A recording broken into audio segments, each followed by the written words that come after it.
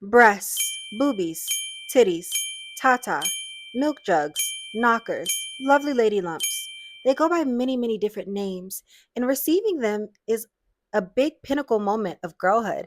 It's essentially like being knighted into puberty. When I was a little girl, I couldn't wait to get my first, hello, my eyes are up here. I'm trying to paint a picture and tell a story. Rude. Nah, I'm just kidding. I know my boobs look phenomenal. Go ahead. Take one more look. Go ahead. All right, that's enough. Back to my story. Don't do that again. I remember I couldn't wait to get my first training bra. I remember changing in the locker room in middle school and seeing other girls starting to wear it. And that got me curious. Like when you're young, you fall into peer pressure. So if you see one person doing it, you automatically want to do it too. And since I'm on the topic of training bras, what the hell even is that? Like, what are breasts supposed to be training for? Fighting against gravity? Fighting against objectification? Like, I really don't understand now, looking back, what those are for. I mean, honestly, I know what they're for. They're to cover nipples and to impose kind of like modesty standards on young girls, which is trash. Like, why do we do that? But as a little girl, I really, really wanted one because, again, I saw other people around me having it, so I wanted it too. And I come from a family of pretty big breasted women, so I knew my time would come to where I would finally receive not only my training bra, but little sprouts, my first sprouting of my boobies. And one day that seed was planted. My boobs began to sprout, and they were very noticeable. And they grew pretty quickly. I think by like fifth grade, I was sitting at a good B, C cup, and that's pretty big for a little girl. You would think everything would be peachy keen for me after that. I mean, my dream was coming true, right? Like boobs, they were there. Hello. But no, my dreams soon turned into a nightmare because I found that what came with having big boobs was not only unwanted advances in gazes and comments by peers and strangers, but even from my own family. Yeah, my own family, men in my family. I'm talking to you. Yeah, nasty. I quickly learned that having big boobs was not something to be celebrated, but something to be ashamed of, something to be demonized. Because growing up in the church and in Christian schools, I was always told to cover up and, make sure that I'm not showing too much. And that, carried over at home as well. I really started to feel ashamed and uncomfortable with my boobs because my environment, my surroundings were telling me that I need to feel uncomfortable because of how it was responding to my breasts, a natural element of me, something that I didn't, I mean, I did pray for it, but it was natural. I didn't, put in a program and was like, do, my boobs need to be this size. No, they started growing that way. I don't think it was until I was in like high school that I fully started to understand and grasp that my boobs were not something to be ashamed of and covered up, but they actually were like low key, high key, kind of powerful. They had pull.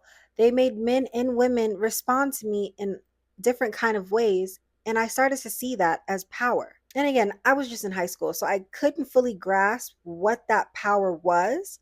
I just knew that they were powerful and that I could use them as an accessory and as a tool. And I didn't really utilize this power for technically good purposes More like manipulative purposes. because I was in high school. I was a teenager. Like, what would you expect from a teenager with double D's? I had big boobs, big dreams, and a big ego. That spells a recipe for chaos. But I was beginning to love and appreciate my breasts more at this time, especially with me being intimate, because I began to see that, oh, my breast can be used for other things too, for my pleasure and satisfaction. And that's a good I thing. know that's And right. breasts always have been systems in representation of power, ultimate feminine energy. And this is depicted in ancient art. I'm just going to give you names of ancient art examples because they obviously show breasts and I'm not trying to get flagged. So you can look them up yourself. You have examples like the Venus of Holfels, various statues of the goddess Ishtar and other goddesses such as Aphrodite, Diana, and many more, the Luba fertility statue, the Gita Gonzida painting, and the Artemis of Ephesus. And some scholars actually speculate that the breasts that are depicted around this statue were actually bull testicles because back in ancient times, bulls represented fertility and power, which breasts were heavily associated with. Nowadays, it's the bigger the boobs, the bigger the hoe, and the smaller the brain. Obviously, this is far from the truth, but our society has seemed to take on this bias. The real question is, how did we get here? Well, we'll get into that in some other breast talk here on Siposium. But first, we're going to take a quick break and then chit chat about our drink of the day. I'll see you soon. Hi there, welcome to Hooters. Try and touch mine and I'll shoot your. What can I get started for you today? Hey there, this is like my 5th time seeing you this week and it's only Monday. Does your wife know you come here this much? Hi, I'm Nico. I'll be your server today. Can I get you started with any drinks? Do we serve breast milk?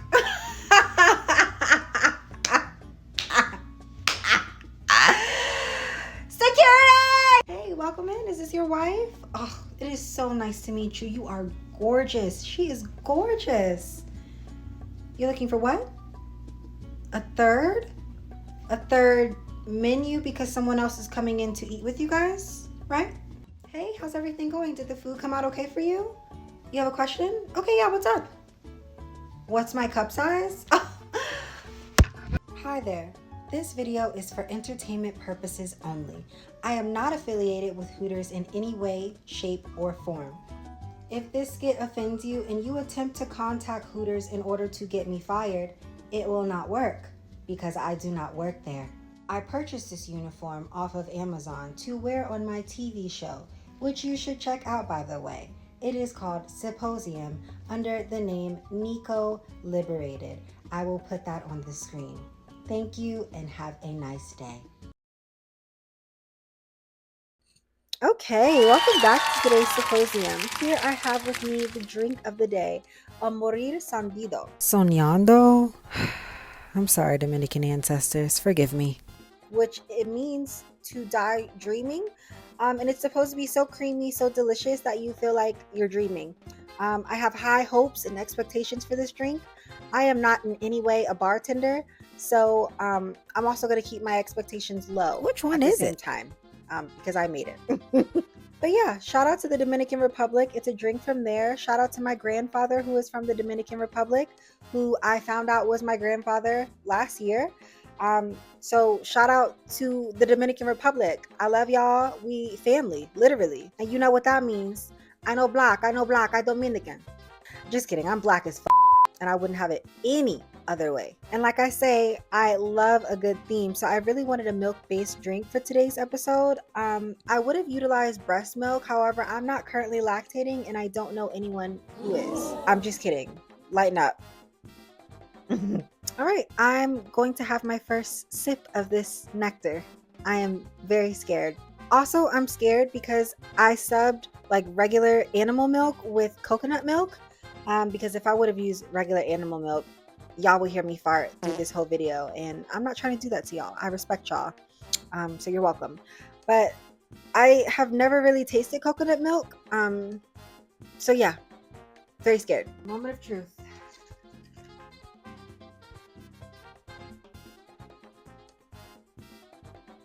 Oh my God.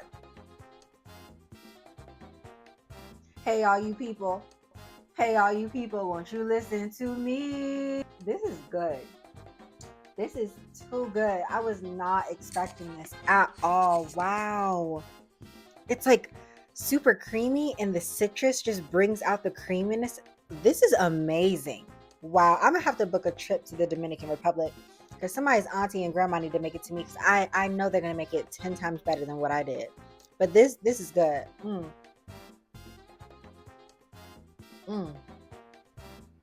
I like that. Also, my microphone of the day is one of my oracle cards, and it's just a beautiful mermaid goddess with her boobies out. Not completely.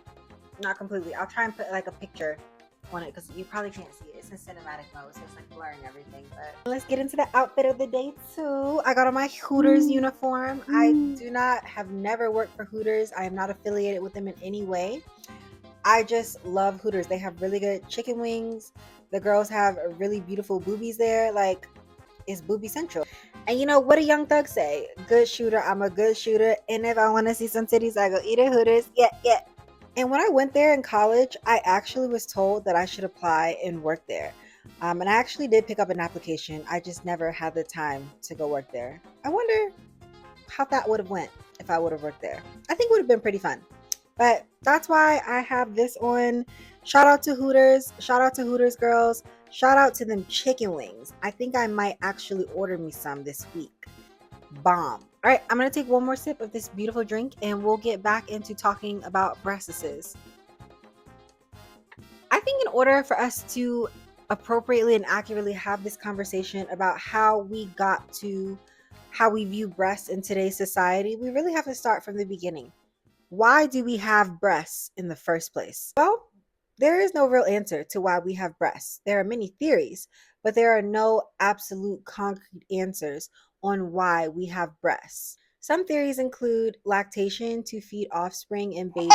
Another is sexual selection. Essentially, boobs are like signs and signals to other men or mates that, hey, I have these things on my chest. I'm ready to mate. And not only am I ready to get down, but I can provide resources for our offspring if we reproduce. Some theories suggest that they signal health and fertility in women, which also goes hand in hand with their ancient depictions in art. And this is one of my favorite theories that breasts are simply just thermoregulation tools. They keep us warm. That's one of their jobs. And I like that. I also watched the movie Boobs, an American Obsession, to prepare for this video. And here are some quotes from people about what they think breasts were made for. Anything you want them to be for. Amen to that, sister. To draw attention, to show off. The ultimate feminine advertisement. And this was said by a man, by the way. And as an aside, let me show you the man who said that because he is on my list, like probably number two, because this man made me so angry watching this documentary by what he was saying. And his wife just looks so uncomfortable. Let me show y'all. If you decide to watch that documentary and you see this man, prepare yourself to hear the most ridiculous, dumbest things you've ever heard in your life. I promise you. I got more smoke for him later, but let me move on with the list. I did, in fact, forget to come back around and tear into this man. I promise I'm going to go to the psychiatrist soon and see if I have ADHD, but not today. Anyway, this man, let me tell you, okay, his wife was saying how she felt insecure about her breasts and how she just wanted, a boob augmentation. And he kept talking about, oh, it was her idea and he just wanted to support her, blah, blah, blah. This man had a messaging relationship with multiple adult movie stars, okay? No wonder your wife is insecure about her breasts. Please! I'm not going to spoil too much about the movie, but just go watch it and you will see exactly what I'm talking about. To watch them bounce? Yeah. Sexual stimulation. Again, amen to that, sister. And for feeding babies. Also, another aside about this documentary slash movie, it was just really interesting seeing different perspectives from different women of many different ages and many different jobs and backgrounds talk about their breasts. And it really showed me how race, gender, and class really do play a part on how we view our breasts and how our breasts interact with the world and our environment around us. In fact, there was only one Black woman interviewed through this entire documentary, and she was the only one getting a reduction. And her reasons for wanting this reduction were mainly because they were heavy. She didn't like her bra straps digging into her shoulders. Again, amen, sister. I agree with you. I am there with you. And another thing was she hated the unwanted sexual advances, weird comments from, other men and even women at times. So I just thought that was really interesting that she, the only Black woman interviewed, was really the only one who kind of had a negative light towards having big natural breasts. It kind of gives insight on how race plays a huge role on power dynamics and body perception and image. And I think that ties back heavily into colonization and slavery. And I'll also touch on that a little bit more later too. Y'all already know what I'm about to say. Don't judge me.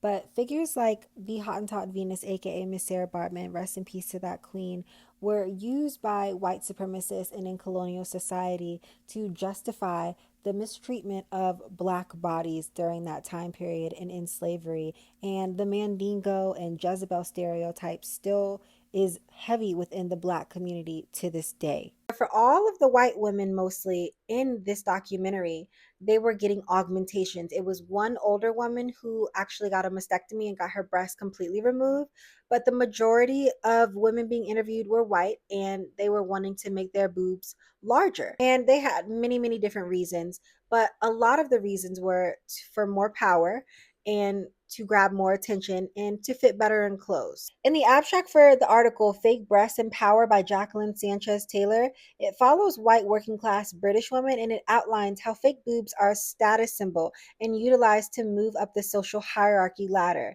I still need to email Miss Taylor to see if she'll send me over that full paper because I need to read that full paper. It seems really, really interesting.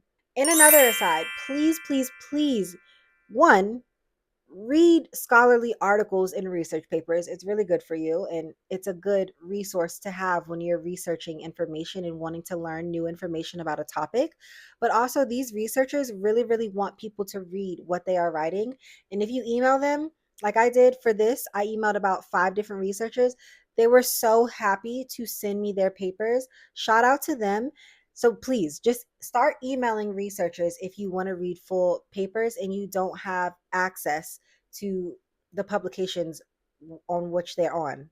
But yeah, I just found it interesting seeing that contrast in race play out in this documentary. I think it's a quirky, fun movie. It's a little bit outdated. It was made in 2010, so obviously times have changed, but not that much. So it's a good watch if you want to watch it. It's on Tubi. But back to the theories on why breasts exist. There are many, as I have just named, and I think that breasts have developed for many different reasons and the meaning of breasts have evolved over time. I don't think that it's just one specific reason why we have breasts. I think as we continue to evolve as humans and as a society, breasts will continue to mean different things. Like I feel like breasts one day, like imagine it's 2100, the year 2100, and breasts are being used as telephones to telepathically call people. Like just imagine like hello? Hey girl, what you doing? One day breasts may be used as a telepathic titty phone. They will continue to evolve and have different meanings as we evolve. Unfortunately, over time, breasts have become oversexualized and demonized. And I believe that, we can blame this entirely on patriarchy and the church, being the Christian church and the Catholic church, especially starting in like the 14th, 15th century. As Morley Scosser, I really hope that I'm saying your name right. A top freedom activist from New York said in the movie Boobs, An American Obsession, when you are restricted or prohibited from accessing something, you become obsessed with it due to that restriction. And that is exactly what happened when the church began their censorship campaign of the breasts in the West. That rhymed.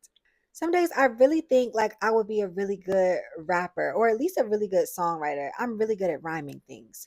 Let me get back on topic though. I'm going to post the table of socially acceptable breast exposure that I got from the research paper, The Social Area of the Breast and Evolution Through Cultures and Century.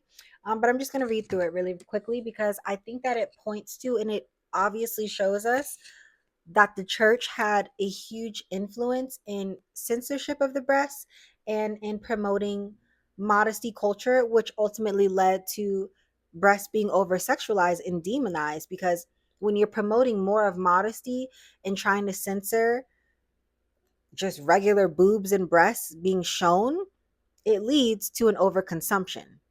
Duh. Okay, but looking at this table, I'm just going to focus on the Western world because I live in America.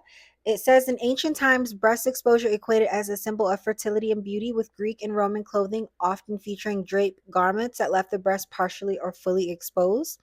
Then we move to the medieval era, where Christian influence led to a shift towards modesty and concealment of the female body. Female clothing covered the breast entirely with high necklines and tightly fitted, I'm just going to say bodices. I hope that's right. We get back to the Renaissance era. Shout out to Beyonce, where Renaissance art celebrated the female form, afforded slight relaxation in societal norms, allowing for lower necklines and the breast enhancing corsets. I love a good corset. Love it down. We get to the 18th century, where Rococo fashion cleavage was emphasized and was embraced by upper class rich, noble women. Then we moved to the Victorian era, where Catholicism and the Christian church were beginning to retake over society and all aspects of it. And this is where we see strict social standards and a focus on modesty being ensued, where high necklines, corsets, and layers of undergarments covered the breasts entirely. Then we get to the early 20th century where clothes begin to become relaxed again. We get the flapper era where looser silhouettes, but the breasts still aren't, being shown like that. We get to mid 20th century where introduction of the bikini, normalized breast exposure. There's a push for gender equality. Women embrace braless fashion and low cut tops. And then now, the late 20th century, significant breast exposure is and was normalized. Plunging necklines, sheer fabrics, and open back clothing were commonplace. One thing about this chart, though, I'm really disappointed to not see a timeline for African civilizations in countries because they did do kind of for Indian cultures in this paper. But I really wanted to see more of African cultures. And I found like even trying to research African cultures and notions about how they feel about breasts and breast exposure through their many centuries, I couldn't really find a lot of information. When I researched, I found a lot of information about practices in which women in some African tribes and cultures do heavy modification to their breasts to stop puberty, like breast ironing, for instance, to kind of prevent young girls from being taken advantage of and over sexualized before they can attend school. But although my research is limited, I can make assumptions based on ancient African art, like the Katalio, the ancient mother from Sinofu mythology, and the Pafemba statuette, that breasts were revered and highly regarded in society and seen as statuses of power and fertility and also motherhood until colonization bastardized that completely. In Ashimwe Rush, give me a minute, girl. Let me try this again. In Ashimwe Rushameza's paper, Breast in Sub-Saharan Africa, she details how colonization and the colonizers fetishized fetish why fetishization of the black body taints its original meaning. It's a wonderful, really well informed read. I'm going to tag all of the articles that I reference in this video in the description, but I highly recommend you read this paper. So I speak of the church and them being the main reason why we see the over sexualization of the breast in today's society. But why did they even begin this smear campaign against the breast in the first place? Well, I did some more research and I have some answers for that. In the 15th, 16th century, artists and painters began to depict the breasts more realistically. They started moving from how it typically was shown, like being more geometrically shaped, like with cone, into actually looking like a real breast. And that stirred a lot of erotic feelings in the men of the population. And the once religious maternal view of the breast, like in Leonardo da Vinci's Madonna Lita, took a very, very erotic turn. I mean, gooners of the 15th and 16th century were literally printing out these images of realistic breasts and doing you know what with it. Like it just got very erotic, very dark, very quickly. And the church was like, oh, hell no. Oh, holy hell no, we need to put a stop to this because this is not holy whatsoever. And they became very fearful of the sentiment and the feelings that these realistic breasts were stirring in the population. And they also feared what they could not control, which was lust. So instead of telling the men, like, shame on yourselves, like, women and women's breasts should be revered and respected, what are you doing? Like, get a hold of yourselves. No, they shifted their focus to shaming and censoring women. They began to chastise and punish women. How predictable, and began to encourage women to aspire to be like the Virgin Mary, who used her breasts for good to nourish the good Christ instead of being like that whore, Mary Magdalene. By the way, Mary Magdalene, I don't think you're a whore. I think that you're a very wonderful lady. After the Council of Trent, they began to ban nude paintings in the church completely, and they still heavily censored any art outside of the church. And if you did draw, breasts realistically or draw nude paintings, you were heavily, heavily, heavily criticized by the church, which could be really, really ostracizing in that society. Eventually, the church gave up on trying to censor all art, but they still pushed forward their modesty campaign, which heavily censored women. It heavily censored the breasts, and that showed up in the clothing, like we talked about in the table that I read through. And again, these modesty ideals, these modesty politics are still very prevalent in American society today. And although society is more free and has more relaxed views on the breasts, it's still over sexualized, and people still like to control how women show and utilize their breasts. And I just think it's crazy that the church even went there in the first place, because it was a woman's body who gave birth to Christ, right? It was a woman's breast who suckled and nourished Christ, right? And you know what? Let's keep this between you and me, but Jesus Christ even had breasts, allegedly. Or at least he did in a painting. If you want to check out the 16th century Belgian painting, The Lemon. Take your time, sweetie. Sometimes my brain moves faster. No, sometimes my mouth moves faster than my brain. Let me slow down. Let me slow down. I got this. The Lamentation of Christ by the Holy Women, where Jesus is shown providing spiritual nourishment to the holy women who are surrounding him. You get my gist. If he's providing nourishment, he's doing it with his breasts, and it's depicted in this painting. You should go check it out. Also, an interesting fact about that painting, it was censored heavily and actually painted over. And it wasn't until recently, I think within the last 100 years, that they excavated it and restored it and found that the original painting had Jesus Christ with breasts. So I just think that's really funny. What's hidden in the dark will always come to light. So, we talked a lot of breast business, how the sexualization and demonization kind of came to be here in the West. We talked about the different meanings and theories of why we have breasts. So, how do we fix this over sexualization crisis? Well, I have some thoughts actually. I think that we should use AI and existing surveillance technology for good for once to figure out and also predict which men are most vulnerable to overgooning and predatory behavior towards women. This can be emotionally, physically, sexually, in any way. Any predatory behavior, we're going to take those men, we're going to kidnap them, we're going to round them up, and we're going to lock them up. Shout out to that girl who said men should start in jail and work their way out. I agree. So after we kidnap them and lock them up, we're going to start an excessive campaign of brainwashing where we just hook them up to technologies to where they're overexposed to, women's breasts and just the women's body in general.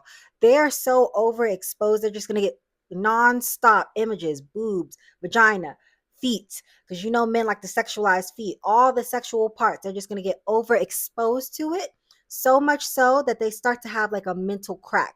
But we need that crack, because the crack, that ego death that they need to experience, also will be the first sign of a new birth being possible in their mind. Okay, are you following me? Are you following me? Once that crack happens and they kind of have like a mental break because of this overexposure to breasts and sexual organs of the woman's body, we take them and we put them into solitary confinement where they are not exposed to any images of any sexual nothing. They don't see nothing but themselves. Like maybe we'll put a mirror in there so that they can just look at themselves. That's it. That's all they will have access to. And I don't know, maybe we'll keep them in solitary confinement for a week, a month, a year, for as long as the AI is saying that they need to stay in this solitary confinement. Once they're, done with their time in solitary confinement, I think that's time where, they start reintegrating back into the regular prison population and reintegrating and constantly meeting with therapists and behavioralists to help them, start to reshape and rewire their brain to have healthy thoughts and ideals around women in general, including their breasts and all of their sexual organs. So they'll finish their therapies, they'll do all of that, and then they will have to take an extensive assessment in which they will need to score a 98% or higher. 97, you got to start back all over again. I'm sorry. You got to start the whole program over. But once they're able to pass this assessment, then we can start reintegrating them into society. Not fully all the way, maybe like a halfway house or something where they're still having mandatory, sessions with behavioralists and therapists, and small, slight interactions, with women and with sexual organs. And I'm not completely sure how that would look. I have to think about that a little more. Um, But yeah, again, to leave the halfway house, they will have to take an extensive assessment where they will have to score a 99%. Anything lower than a 99%, you're going back to jail. But if they get a 99% or higher, they are able to, reintegrate back into society. I think that that sounds really, really good and effective, right? I'm just kidding. I'm just kidding. No, but really, I actually don't know what the true answer to this crisis is. So I do what I do best when I don't know something. I either go to Google and look it up and start researching, or I go pull some cards. And I pulled some cards. So we're going to take a look at the cards. She's tampering in dark-sided stuff! We're going to see what guidance the spiritual realm has given us to help solve this over sexualization crisis of the women's breast and body in general. So good. So good. All right, so I'll start with the Six of Wands. I was rambling for real, so I'm just going to do a voiceover explaining myself a little bit more better. So here we go. When I see the Six of Wands, it's a card of victory and of celebration. So what this card is showing me that in order to get to a point where we're not over sexualizing women's bodies, we need to start going back to celebrating and revering women's breasts, especially as the power centers that they are. I'm talking ancient time, glory, worshiping, loving on, and respecting women's breasts and bodies as a whole. I also think the many different wands in this picture represent the many different type of breasts there are on different types of women, and they all deserve equal amount of respect. No breast is better than the other one, whether you have small breasts, big breasts, implants, a mastectomy, all of them are beautiful. All of them deserve to be revered and respected. All breasts are best. However, reaching this point in society is easier said than done. It's going to take a lot of rejecting the patriarchy and also leaning more into communities that support these ideals. However, I truly believe it can be done. Then we got the Seven of Swords here. More Rambo Jambo, so here we go again. With this card specifically, you see a person holding on to about 5 swords and leaving behind 2. And I think this translates to women especially moving towards more women-led societies, groups, and communities, and completely separating themselves from harmful patriarchal society and rhetoric. There are going to be people in society who completely reject centering women, uplifting women and their bodies as a whole, male-centered women included, and it's just best to leave them alone, to leave them behind, and go where you are loved and accepted. The patriarchy is ancient. It's not going to disappear overnight. That's going to take time. And the Seven of Swords is a card of strategic planning as well. So I think as more women-led, healthy women-led groups and communities continue to come together and grow, that sentiment, that energy will just take over eventually anyway. With the Four of Pentacles, I'm probably going to do a voiceover for all the cards. It was like 5 a.m. when I first recorded. I wasn't thinking straight. And I don't even know why I was rambling with this card anyway. It's very straightforward. With the Four of Pentacles, the Pentacles represent coins, money, right? So I think it begins with not treating women like they are simply just objects, but recognizing that there are many parts of a woman that make them a whole. And each part of a woman has its own value, and all parts are valuable. See? Very straightforward. That's it. I think the Two of Pentacles, with the Two of Pentacles here in relation to the rest of the spread, I think it just further reinforces the notion that the patriarchy keeps women off balance. And when I say patriarchy, I mean the malevolent, harmful aspects of the patriarchy. And I think that it keeps women disconnected from their power and their power centers, which includes their breasts. Especially regarding capitalism as a whole, because women do sell their bodies, they sell their energy in order to profit and survive in a capitalistic society. And that can be really, really harsh for some women. It can be empowering for some women.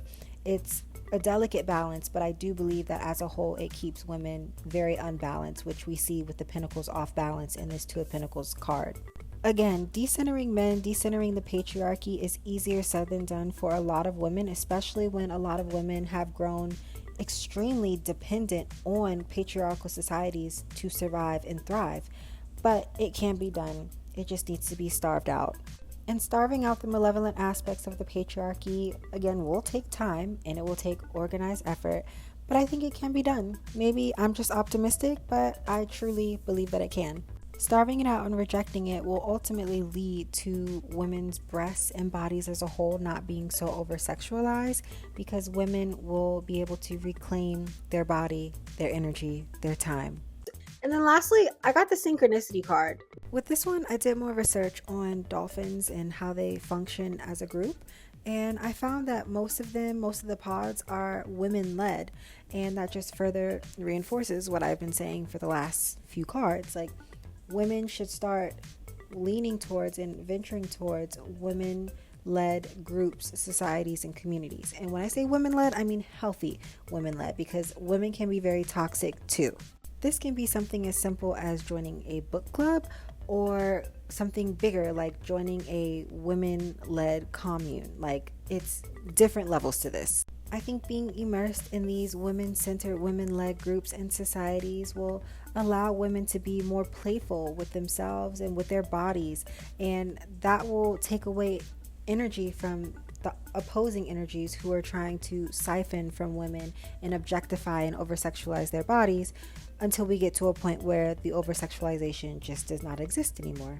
You know, I think I'll end that here. Like I said before, I will link all of the articles and papers that I referenced in this paper in the description. I highly encourage you to read them. Reading is very fundamental, and a lot of people are lacking critical thinking skills in today's society, and reading definitely helps increase it. So pick up a book, pick up an article, hell, pick up a magazine, something. Read. And when you are reading, especially these research articles, please pay attention to the sample size of any populations, if there is any testing going on, and pay attention to who's writing the articles, what are they studying, what is their background. All of this information is very important to figure out what you're reading and why it was written. So with that being said, what are your thoughts on breasts? What do you think their purpose is? What do you think that we need to do as a society to stop the oversexualization of breasts? I'm really interested to hear your thoughts, so leave them in the comments. I'll see you next time.